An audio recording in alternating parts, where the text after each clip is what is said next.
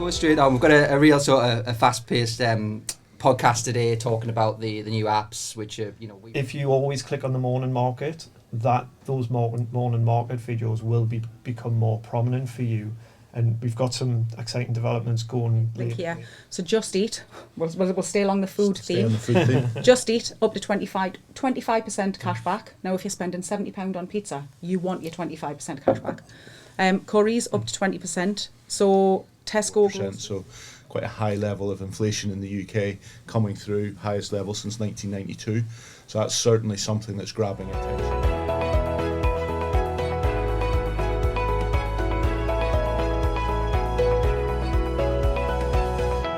Good morning, afternoon, whenever you're watching this podcast. Welcome to the Do More of Your Money podcast 101. I'm going to say, as Greg was, as we would say in Newcastle, taking the mickey out of me last week.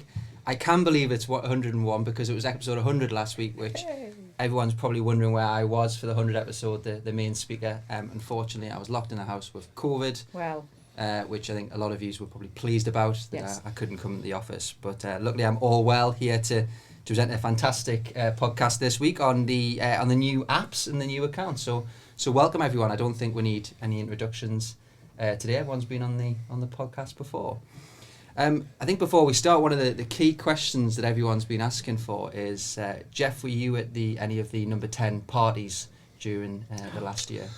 Unfortunately not. No. Okay. We're just trying to get to the bottom of that. Yeah, no. Was there a party? Well, who knows? Who knows if there was a party? But and how do you define a party? Well, a work gathering? Well, party? Could be a work gathering. If there's cheese there, is it a party? If there's alcohol, who knows? Who knows? You maybe need someone to tell you that it's a party as well, and then stand up in a court of law and say that he told you. Who knows? But anyway, enough of that. But we'll go straight on. We've got a real sort of a fast-paced podcast today, talking about the new apps, which are, we've been sort of testing. I feel like we've been testing these for some time now, Dave. Yeah.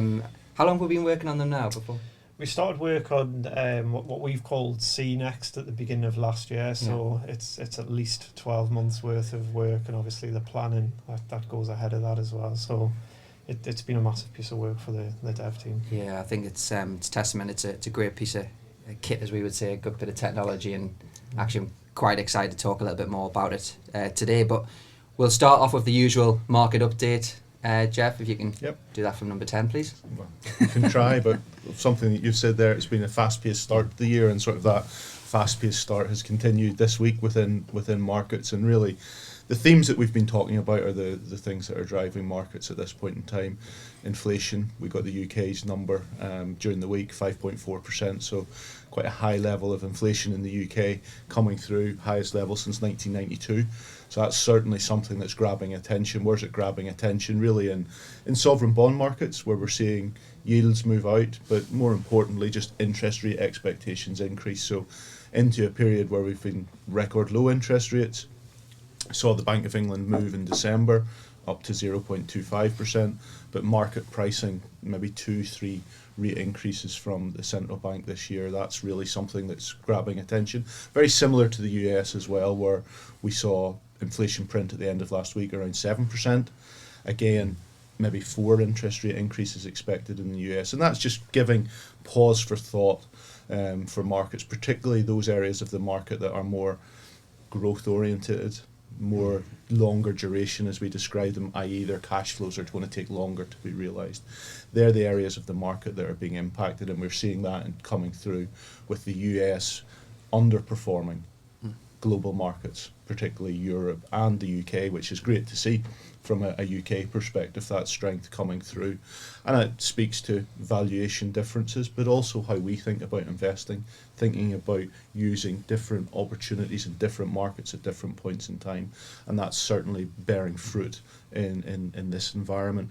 I think the other thing just for the week that I find interesting is just this direction of policy divergence that we're seeing between what's happening in Asia, particularly China, versus UK and the US. Really supportive policy coming through from China, so interest rate reductions there in terms of mortgages and loans this week to really try and help that economy, which has slowed if we look at fourth quarter of last year, GDP came in around 4%, full year 8%, but slowing through the course of it. So PBOC taking some action there. And then just finally into the middle of reporting season, so company results starting to come through, and that's certainly given people pause for thought and reflection as we're seeing that introduce volatility as well into the market. Yeah, it's interesting. I've just, especially talk about interest rates, just been currently going through a mortgage renewal, and I can remember when I first did my first mortgage, which was 10 years ago. To whisper that one, I just couldn't believe it.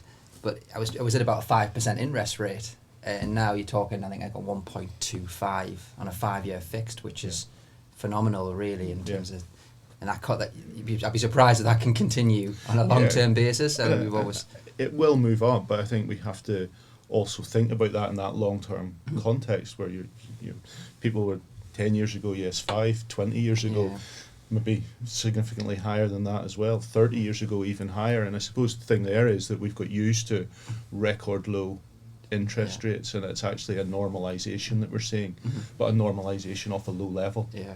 And that's the important thing. It's interesting because the options, you typically, when I first started, you're looking at sort of 2 to 3 year fixed rates, but you could get up to a 10-year fixed interest, which is, an option for lots of people if they want to. Certainly, if you want that visibility. That, certainly, exactly. But no, great. Thanks, Jeff. We'll get back to the topic of the podcast today. So over at the app, I think, Dave, let's start off with we've obviously got the mobile app and we've got the website. I think it's important to maybe explain to sort of our users and customers, how we've sort of adapted them to mirror each other basically, and the things that we've added to the app that potentially weren't on the initial app. Yeah, I think that's a good point. I think for true potential clients, we've always exposed an app and a client website for the end client to log into as regularly as possible, hopefully daily, to keep track of what their investments are doing. But what we'd seen over the last few years is we had moved to releasing features more quickly on web, and where we ended up was our apps were a little bit behind, so there was maybe a feature on the web that you couldn't use on the app. But actually, from the analytics we do and the tracking of usage, we see that people use the app more often, and they get bigger benefits from that. So the last build that we've done, that again we call See Next, it has been about bringing those two estates back in line, making sure that everything you can do on the web you can do on the app as well, but also improving the user experience and bringing it up to kind of the latest standards in terms of what you'd expect to see on your app. So where we are right now with the app, now that we're live, is it's very much jam-packed with features. There's a ton of functionality in there that you didn't have, or you didn't have access to directly on the phone. Maybe you could still get that on the web, and we've also got some new features that people wouldn't have ever seen before. Give you some examples. I mean, to start off, the security we've improved massively, in line with what's called the Payment Services Directive. So now there's a multi-factor authentication process, and what that means is even if a malicious user was to somehow discover your username and password, they still can't get into the app. They still have to have a device that you've trusted previously via, say, text message verification to make sure your data and your information is safe. I think just before the next feature, that's incredibly important. We had a security for the security team or nerds or whatever we want to call them a couple of weeks ago, and you're right, these sorts of features, it can sometimes when you do it for the first time, but actually the difference to your account and us, making sure your account is secure, it's just that second level authentication. It's a really great feature. Yeah, and we talked about this last time I was on the podcast with Aaron, and we have a team of people who are continually looking at what's going on our networks, but also just what the end users do and what their behaviours are, and where necessary improvements should be made, and obviously the login security is one of those. Other new features, rewards has now been released for advised clients. So it was a feature that we introduced a little while back to our direct clients on TP Investor, but what we've been able to do now is open that up to everyone. So if you say you're going to buy something on Currys or Just Eat, like a lot of us do, what you can do is you can buy that through the app. The app will direct you to say the Just Eat site or the Currys website, and you'll earn cash back directly into your investment without you having to do anything else. So, Dianne, you've got some examples of that? Of Just Eat? Well, Just Eat, yeah. When people don't use the app and then thoroughly regret it because they forgot that it was there. That's typically you or I. That's what I did, exactly what I did. And it wasn't Just Eat, it was Dominos. But let's not talk about that because it still stings. So yeah, no, wait, I think we need to tell this story. So, or we could just cut to the chase where you bought 2 pizzas. I did. So I had been drinking one evening and was hungry. I got in. We had a dev day out, and I got in. Hadn't had any food, so ordered Domino's pizza. Went upstairs to take my makeup off and just get prepared. Came back down and thought, I'm going to order pizza. So I ordered more Domino's pizza. And when the first pizza that I didn't know was the first pizza arrived, I was like, yes, that was quick, knowing that I'd only just ordered the pizza. So Neil said to me, you do know you've ordered 2 lots? No, I haven't. Yes, you have. So while I was busy eating the first lot of pizza, now bear in mind, Domino's A isn't particularly cheap. B, I didn't just order 1 pizza, I ordered 2. And they weren't small, they were large. So as I was halfway through 1 pizza, there was another ring on the doorbell, and he just shook his head, went to answer it, and came in with not only 2 pizza boxes, but 2 pizza boxes with accessories. So the second time, I'd also ordered chicken strips and potato wedges. It's a must. And none of that went through the app, so I didn't get the rewards. Oh. I spent £70 on 4 pizzas and didn't get any cash back.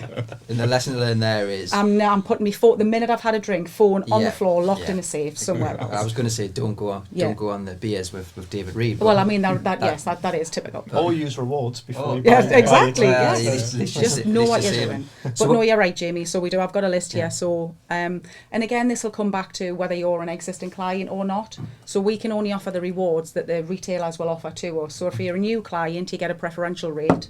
But if you're an existing client, you may get slightly more. So I think here, so Just Eat, we'll stay along the food theme. Just Eat, up to 25% cash back. Now, if you're spending £70 on pizza, you want your 25% cash back. Currys, up to 20%. So Tesco groceries and Marks and Spencer's, up to 15%. EasyJet holidays, now that we're looking at, should I stay away from the holiday thing for now? Yeah. But now the people will be looking to get those kind of things in the diary. We've got up to £25 back, and you'll need your holiday essentials, so especially your sun cream, Jamie, you need your sun cream. True. Up to 7% from Boots. So at the minute, they're the highest level rewards that we have that are on offer through us. And how do clients do this then? So what's the process? So for it's them to largely follow? the same. I mean, I don't know how many clients might already be going through a rewards, because there are a number of reward schemes out there now. But it is as simple as you log in, web or app. Yeah. You will see the rewards item. Choose rewards, and it will list the retailers. You can filter it by kind of segment. So do you want entertainment? Do you want food? Yeah. You can break it down that way, and the system will say to you, do you want to take the cash? Do you want to allocate it to an investment? Do you want us just to hang on to it until you want to allocate it? And it's exactly that simple. You just go in, log in, choose rewards, choose your reward provider, and we do the rest. And it makes you feel better for having a Chinese, and at least you're getting some percentage in your pension or your ISA, so it's a great feature. No, I think it's something we're really happy to sort of release, and I think it's definitely a first for the UK in terms of a reward into your pension or your ISA. Yeah, in terms of savings. Yeah. So what else? Also, Jimmy, the beauty of it is its simplicity. Yeah, exactly. You're just there. It's in front of you. You're able to see your investments at the same time. You're able to do your shopping at the same time. Yeah, definitely. And it's one click, and that's the beauty of it. You don't have to do anything else. Yeah. Everything else is done in the background. Totally agree. I think that's a great point, and it's why we've put so much effort into the app, and we've really added kind of the meat to the app that we've always had out there, in terms of, look, you can use this for everything. You can see your investments, you can see your rewards, you can see your secure messages, your documents, everything in one place. When you're looking at your financial affairs, this is the only app you need, and we've got some exciting new features coming later in the year to enhance that further as well. But without going into every feature in detail, I think we'd be here for days really talking about what we've done. To rattle off a list, we've done a lot for advised clients, so whether you're advised from, say, one of the central servicing or advice teams at True Potential, or whether you've got an independent financial advisor using our software, there's features in there that help the advice process, electronic client acceptance, digital direct offers and things like that. We've brought in the ability for the end clients to buy new investments, ISAs, GIAs, pensions within the app now as well, for those advised clients who they've never had that on the app directly. They could have done it on the web. Now it's just as easy on the app, setting up your direct debit, your annual suitability review to make sure that the advice is still correct for you. Things like live video chat, so if you do need support, you can press a button in the app and that will connect you directly with one of our support teams as a video chat. You don't install any of their software, you don't need a pre-arranged call, so again, it's all about making that end client experience as seamless and easy for the user. I think it comes back to security as well. So ultimately what we want to do is we want to drive people to understand that we try and make it a simple front end for a user so that they don't have to understand the massive technicalities that go into pensions and into investments. We want them to see at the touch of a button what it means to them, but also we do want them to trust in True Potential. So I think everybody is well aware these days as to how easy it can be for people to be manipulated into doing something that they then think, I shouldn't have, I wish I hadn't, have I done the right thing? And then they'll look for some reassurance somewhere. That's, like David said, that's exactly why we have things like live chat. So if anybody has got any queries or questions, it's not a robot they're talking to. They're not going on there where it's put in your most commonly asked question and will just give you a stock answer. We have people there waiting to actually talk to these clients face to face so that they can see them as well. And there's a real human that they can talk to about their position. And that's what the app offers them. And I think it's really important to understand that the staff that you speak to, so everyone in here has money in True Potential portfolios. We all have our pensions, some will have their investments in there as well.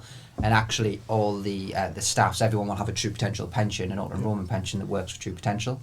So they'll go through the experience of logging, downloading the app, going through the processes. Most of them will set up direct debits on their ISA. So it's not just a case of we train them on some technology that they've got to explain to you. They're actually, solid users. Yep. And it brings it to life. It brings that knowledge. They've got the Exactly. experience of how to use it to describe it and talk anybody through any challenges that they have with it. Yeah. And also, Because did you they've got know the you can do? experience. Exactly. And bring it Do you to know life. this is here? Have you tried Yeah. this? Have you looked at that? David describes it as that skin in the game, that understanding your product. You wouldn't, if you were a Ford salesman, you wouldn't be driving around a BMW. You would expect to be driving around a Ford, and we're the same features. And I think this is the thing when we were going through the testing process, that the first, we did obviously extensive testing, but the first thing we did was give it to all the staff so they could sort of provide feedback, and being added users, it just gives you that extra level of I think even before the testing, in terms of the design of the functionality, what we're able to do, because all of the staff are using the apps every day, people are able to tell us, like Di, I wish I'd used rewards or what have you, but also, typically when I use the app, this is what I do. And we've kind of built on that feedback as part of some of the experience enhancements we've done, some of the new features we've brought in. We're always listening, and we're always keen to hear, look, what do you find most valuable in the app? And what we typically find is not everybody uses the app the same way. Yeah. Your age doesn't necessarily dictate how you use the app. It can give you a guidance. Maybe somebody's just setting off on a new mortgage, maybe somebody's had a mortgage for a long time.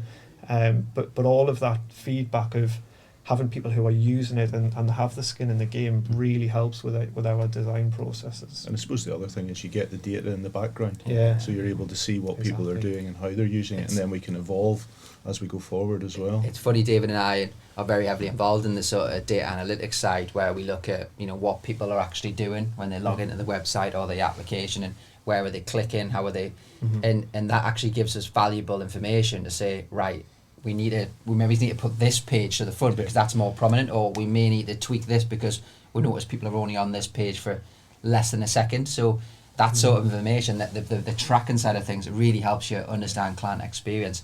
I think just one thing that's very noticeable, David, and bring Jeff in this as well, is the feed. So we've got things like the a little plug at morning markets again. I think it's just worth just re-echoing what that actually is for users, because now they'll be able to log on. So rather than just have to send an email, I think they'll log on their app and it'll be there available pretty much every morning. Yeah, and I think that's the great thing, when we think about where we started that journey in 2019 with morning markets, as to what was it about. It was about to bring our clients closer to TP, but to also cut through the noise that's out there and just give them a very succinct discussion about this is what's happened in the last 24 hours. And yes, it's been available on the YouTube channel, but be able to get it front and centre of their app, I think it's great. It just further brings that, as we've been discussing, that relationship to the end client. It's there, click on it at any time to see it and use it. And again, feedback on it. Give us feedback if it's not working for you. Highlight it and say, and we can evolve and tweak how we describe what we're talking about within that section. Ultimately as well, so when you are talking about the data analytics side of things, we're not just looking at a single client here. It's not personal. So the analytics that we look at is anonymized, and what we're looking at is the actual use of the app itself. Correct, So what you'll find, or what clients will find with the feed, is if they have a particular area that they see, that will become more prominent to them. We're not the site itself has been designed and built in such a way that it is intuitive. So if you see something, you're constantly scrolling down, that won't necessarily retain that space on your app. It will move to where it's more prominent for you, and things like that. Those kind of features will only become enhanced over time. So like I said, it's personal, but it's not individual, if that makes sense. It's no one person that we're looking at. It is collectively how people are using the app in order to manage their finance. I think that's a great point. In terms of how you build an app, you have to build something that everybody gets, and that's where it's not individual. So the app is kind of designed around what we see everybody valuing most. Where the personalised feed actually enhances that further is, as you say, Di, if you always click on the morning market, those morning market videos will become more prominent for you. And we've got some exciting developments going later this year where we're actually going to start posting more personalised kind of stories onto your feed. So for example, if you're like myself, my workplace pension gets paid on there, Praz maybe drops in once a month. You will get a notification in there to help explain that to you. Maybe you've connected your bank account, and maybe you've set up some budgeting tools. Again, we're going to be bringing in more personalised kind of experience and content to your feed, so that basically the point is, the more that you use the app and the more you engage with the technology, the more it's going to tailor itself for what it'll you basically need. learn what your experiences are. Okay, so just moving away from the app a little bit, obviously we've updated the website as well. And it effectively mirror each other. Is that right, Dave? Yeah, that's right. So as I mentioned earlier, we were a little bit out of sync in terms of what was on the web and what was on the app, but what's been a key design principle for all the development we're doing now going forward for everything client facing is whatever we release, it is released on both web and mobile at the same time. So I know we've talked a lot about what you can do on the app today. You can do all of that on the web as well. If you prefer to use a web browser, then that's great. The security enhancements are there, the feature enhancements are there, and the usability enhancements are there. So where do we have this now, Dave? So we've got it, because I've got it on my iPad, so we've got Apple, Android, and the web now. Is that that's right? Correct. Yeah, and that'll work on your mobile phones as well as your tablets and things as well. Yeah. So I downloaded the iPad application. So it basically mirrors. It's just a larger version of the iPhone application that works really well. Full suite, Jamie. Yeah, got a full suite. Full suite of technology. It's interesting because I remember when we first started designing apps, you would have to design for the geeky ones, as you go out an Apple app, an Android app, a BlackBerry app at the time. Do they even exist anymore? Is BlackBerry, is that still a company? Not to us. But it's interesting because obviously now with your technology, it's one set of area that just goes across to all devices, which is actually really important, isn't it? Because you've got to Not everyone has an Apple phone, although I do and others do. Can I just big shout out to Android here, Are you please? an Android? Yeah, so because Android, so the Android stores, ultimately the app's there a lot much quicker than, so if you do want the app quite quickly, then yes, Apple takes a few days to release the app, but Android, it's there, you can have it first, But you can brag, look at what I've got. If you use an Android, you double order a pizza. If you use any phone, you double order a pizza. If you're me, Jamie, that's that not related to device. Exactly, Jeff. We're like that. It's always user error, never the technology. I think just one final thing. I know we talked about the communication, but I think it's just worth echoing, Di, you can just how clients can communicate via the devices. So the different types of ways that communicate with the head office team, their advisors. So as we've mentioned, you've got live chat. So live chat's available for you or consistently. We also have the secure messaging system. So within secure messaging, the reason it's called secure messaging is because it is just that. Yeah. So what you tend to find is that when people are communicating via email or any other method, it's going from A to B. That's what's happening. The transition of your message goes from the server that you're on to the server that your recipient might be with. Whereas secure messaging is not like that. What happens is, with the way that we've built the technology, is it's essentially one portal. So your advisor will log into their view of your portal. You log into your view of the portal. Now, both of those things are restricted by user. So the clients they can send the secure messages to their advisor, but when they can upload documents, they can upload documents that are personal to them. They can either have visibility on or off to the advisor. So if it is something, say, I don't know, I might have bank statements and things there that I don't want anybody else to see, but they're important to me because I need them for whatever reason, I can turn that visibility off, so only I can see them. So what that means is there isn't that kind of cross-exchange of information. The advisor logs in and sees the message you've sent him because he's logged into his view. You've sent it via your view. And I think secure messaging is possibly the best way to communicate because, like we've discussed about the two-factor login, you know that it's secure to you when you log in, and whatever the content is, you're not really sending it anywhere. You're just saying to someone, hello, I'm here, can you view this? And respond, please. It's interesting now. I've noticed within the customer care team, so clients that deal with head office directly, we see more secure messaging than phone calls. Yeah. And from a personal perspective, I actually prefer just send a message in. No, I'm going to get a reply within a few hours because it's not urgent for me, than a phone call, because it's just the rigmarole of having to ring someone up. But you can refer back to it as well. Exactly. So as a client, I've always, and God forbid we do say or do something wrong, we have the audit there that says this is what a client asked, this is how the user responded, and if the client does have any issues, again, we have the audit of that communication, as opposed to, like you say, like telephone records, having to go back through them, listening to call transcripts, trying to understand the context. And it's personally for me, again, it's just a cleaner way to communicate.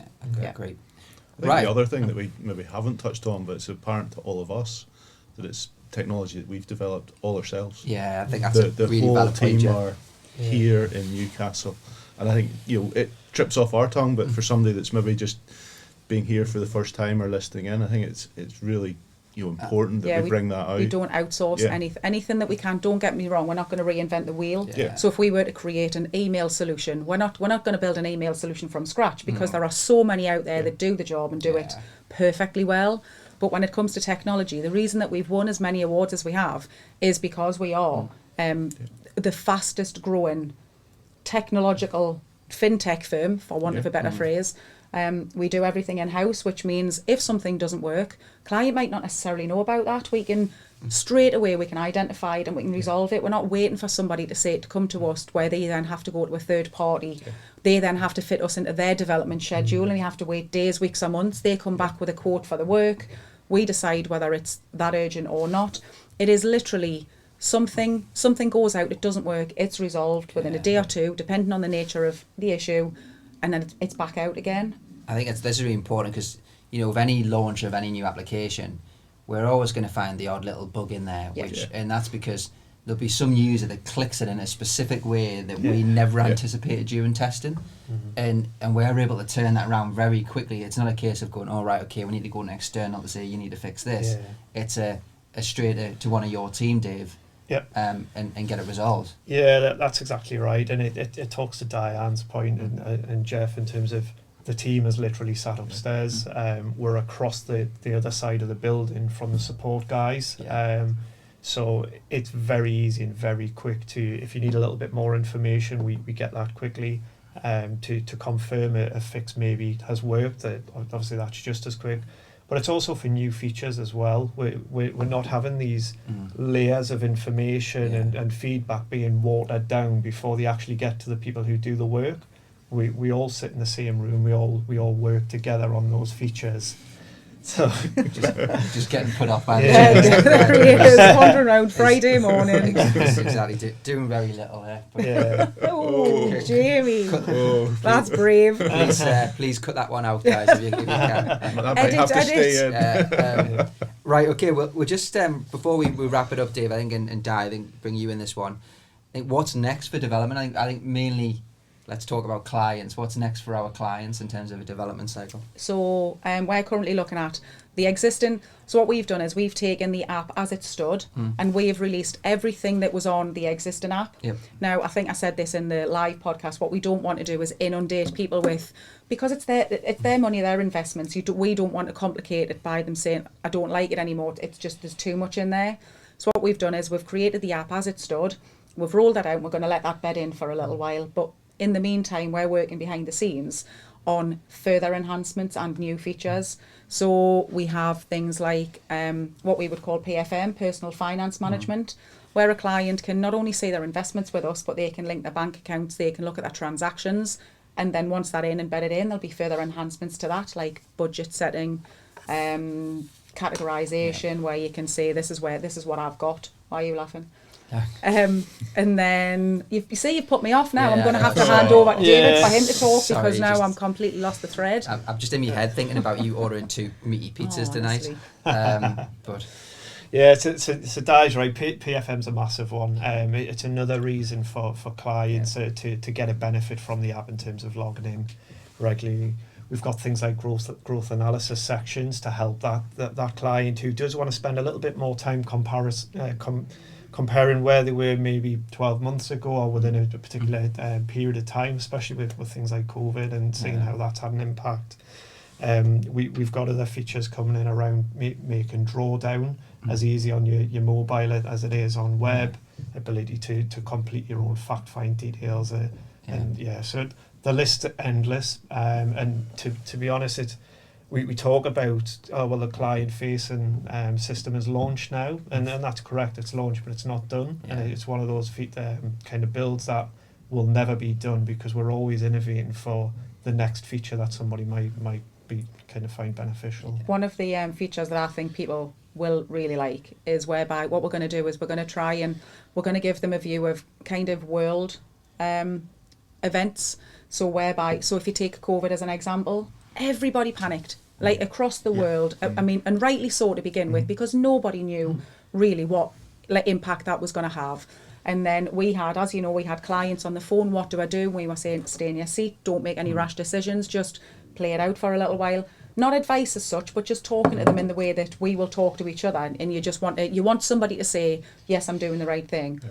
What we'll be trying to do is we'll be trying not to link world events to, but we'll be giving clients a view of things that have happened, such as COVID or any Trump stories that impact the markets, so that where historically they might not have been able to tie a drop in value to a particular world event that happened, we're going to try and give them visibility on that site. So we're not giving them advice, but we're saying, look, historically you can see all of these world events, look at what happened in your personal situation, and you've bounced back.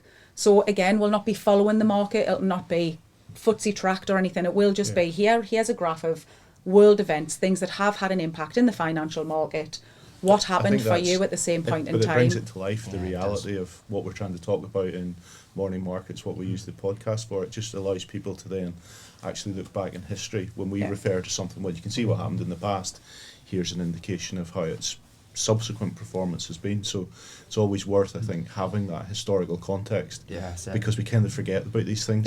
You just look to the here and now, you become very myopic in that point in time, whereas history is great context. And unless it's a massive event, nobody's going to forget COVID, we're just not. We're going to know 23rd of March, that's just, But anything smaller than that happened along the way, you just tend to forget about. But you might look at your performance graph on the website and the performance page that we release and go, what happened there? What was that? Oh, actually, that was because Trump did something crazy. But again, Just gives you're the not on content, Trump's time. doesn't it? Do you Gives think And it's meatloaf will have interesting. any kind of impact in the markets, Jeff? Because we have had the news this morning that meatloaf has sadly passed away. Oh, yes. So do we think that any meatloaf, Possibly. right?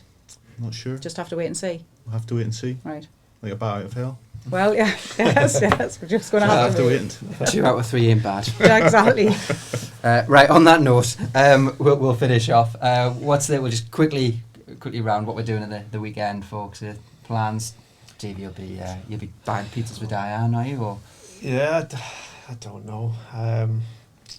something exciting then, Yeah. clearly. Yes, he's racking his brains. Not a lot planned. We ask this question every week, Dave. It's something you probably would have planned on, but He probably doesn't want to say nothing. Yeah, we'll just- not we'll doing just Maybe anything. some sport. Oh. But who knows? Oh, Jeff, are you doing some sport? Not sport, but I'll probably be taxiing my 2 sons Yeah. around to their sport as things are getting back to normal for them. So Yeah. taxi service is resumed. Good, yeah, that's definitely. so I don't have any plans this eve. Oh, But tomorrow, I think we're just going to head into Newcastle, maybe have a bit of a wander around, some food, possibly a couple of drinks. And that's it, I think. But it's January, isn't Yeah. it? But it was Neil's birthday, so we celebrate early in January. So by now, it's like it just Yeah. feels like everything is Yeah. normal again. Yeah. So it'll be nice just to, like I say, just to have a bit of a wander around and And use of the app when you get home tomorrow night. exactly. Yeah, exactly. For Meat Yes. Feast pizza. I'm not going to forget that again. Is that a I'm meat not- feast? Did you Meat say feast, that? yes. A meat feast, right? Okay. Get that. Yeah. No, it's funny. I'll be just following a 1-year-old around basically. Oh. 'Cause Oh, that's, yes. that's basically all I do these days. He just points where we go and I follow.